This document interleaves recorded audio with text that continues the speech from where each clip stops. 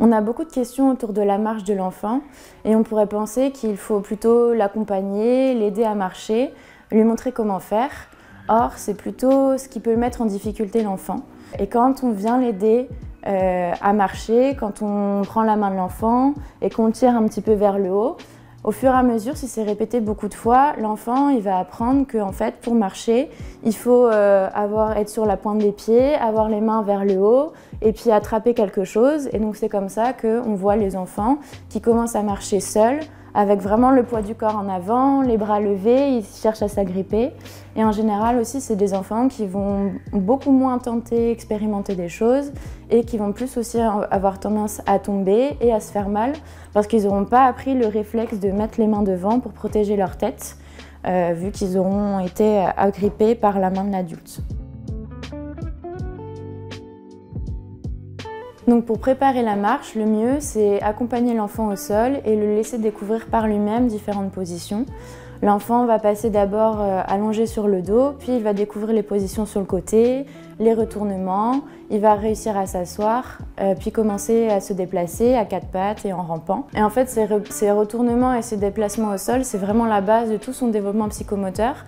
Il développe des compétences qui lui serviront à la fois pour la marche, mais encore pour bien d'autres choses. Donc pour les premiers pas de bébé, ce que vous pouvez faire vous en tant qu'adulte, c'est ne pas intervenir physiquement, mais par contre aménager l'environnement dans lequel votre enfant va évoluer. Donc vous pouvez par exemple lui proposer différents types de tapis, des très mous et des un peu plus durs sur lesquels ses appuis seront beaucoup plus fermes.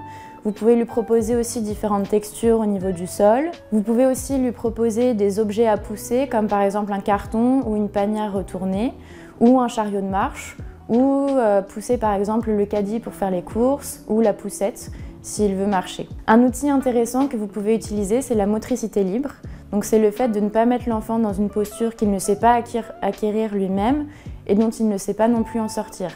Donc par exemple, après le bain ou après le temps de repas, vous portez votre enfant et pour le remettre au sol, s'il ne sait pas se mettre debout lui-même, c'est mieux de le remettre sur le ventre ou de le mettre assis s'il sait s'asseoir.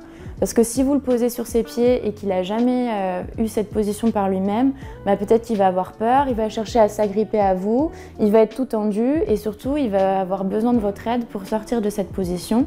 Et donc il va être complètement dépendant et il va attendre que vous puissiez faire à sa place. Donc c'est pas lui rendre service à ce moment-là, il vaut mieux le raccompagner au sol et être présent pour lui, le regarder, l'encourager pour que petit à petit il apprenne à le faire de lui-même. Mais si vraiment il vous demande votre aide, vous pouvez essayer en lui donnant la main, vous de fléchir un petit peu les genoux et de descendre vraiment la main de l'enfant, éviter qu'elle soit au-dessus de sa tête, mais vraiment le rapprocher de son centre de gravité. La manière d'habiller son enfant aussi c'est très important pour l'accompagner pour la marche. On peut penser déjà aux pieds nus, qui est l'idéal vraiment pour que l'enfant puisse prendre toutes les informations au niveau de ses pieds et du coup mieux gérer son équilibre. On peut aussi utiliser des chaussettes antidérapantes pour les moments où il fait plus froid. Et on a tous déjà aussi eu un vêtement qui était soit trop large et dans lesquels on se prenait les pieds, soit trop petit et on était très serré, c'était beaucoup plus difficile de bouger. Donc voilà, il peut être intéressant aussi de privilégier des leggings plutôt que des slims bien serrés. Vouloir accélérer les choses ou sauter une étape, ça peut être au contraire contre-productif pour l'enfant.